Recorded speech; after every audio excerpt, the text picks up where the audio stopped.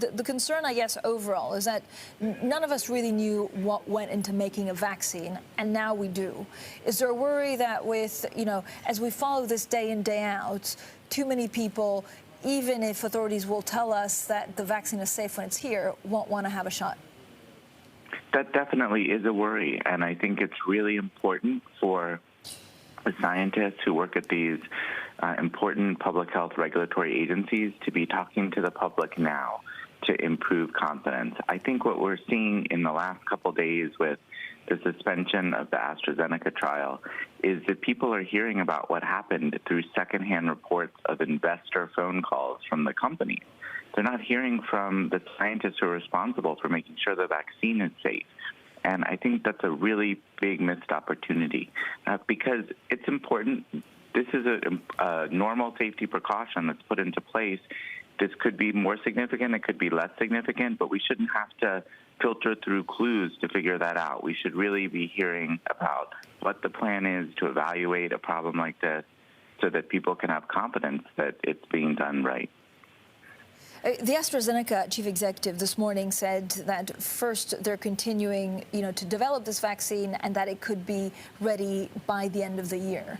Does that seem too fast, or do we just not have the facts right now? We don't really know. I mean, there's some very interesting research that the FDA has done over the years showing that when companies talk about the FDA's actions, it's not always accurate. So I just don't know what to believe, and I think it's a missed opportunity for FDA and the UK regulatory agencies to be just talking about, what the facts are. People need to hear from them.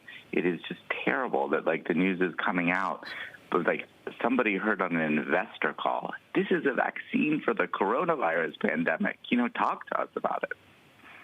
But, so why do you think they're not talking to us? Is it just because they're not used to it, or because they don't want to influence the trials? It's not the latter, because if it were the latter, then the companies wouldn't talk about it. It's a lot of history and tradition. The agencies generally want to be very, very quiet, and they think of their job as to be, just working behind the scenes. But in recent years, there's been much more of a push for transparency, and even the FDA staff believe there should be more transparency. So with a little bit of political leadership here, I think it'd be possible for regulatory agencies to step forward. There's nothing in the law that stops them from doing that. And in this kind of emergency, I think it's just really important for people to hear from them. Some kids are back at school, some kids are back at college, some aren't. What do we know about breakouts in colleges? Well, we're certainly seeing huge numbers of cases in a number of college towns. It's being driven by college students themselves who haven't been taking the precautions so seriously. I find it pretty interesting that there are some campuses where they have been very sternly focused on keeping students focused on the danger. And those campuses maybe are having a little bit less of a problem. Vanderbilt University in Tennessee sent out quite a note to all the students about how much was at stake for them if they, decided to have a big party. And the campus seems to be doing okay.